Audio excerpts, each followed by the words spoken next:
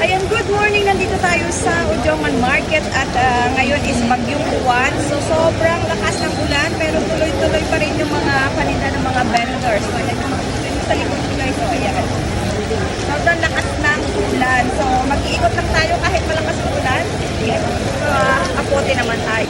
Bagyong uwan, tuloy-tuloy pa rin yung mga paninda ng mga vendors dito sa Ujongan Market. So, ayan kung makikita nyo guys. So, ayan. Sobra pa rin daming taong namimili. Ayan. Grabe, ang lakas. Biglang lumakas yung bagyong uwan ngayon. Waramid isa kanina. Kasi hindi pa naman masyadong malakas yung ulan. So, ikot-ikot tayo dito sa kabila. Ayan o.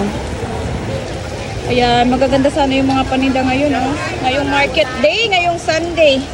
Pero dahil sa bagyong uwan, ayan. Maganda ng mga vegetable natin guys o. Mga fresh yan. So, sa mga gustong pumunta dito sa Ujongan Market, tuloy-tuloy pa rin ang market day ngayon. Ayan, kahit maulan.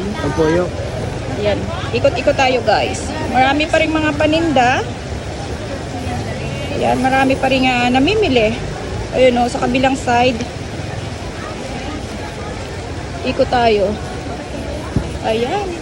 Tuloy-tuloy yan ang mga paninda ng mga vendors. So, magdala lang kayo ng mga kapote at syempre mag-ingat lahat dahil malakas nga ang ulan ngayon dito sa Ujongan.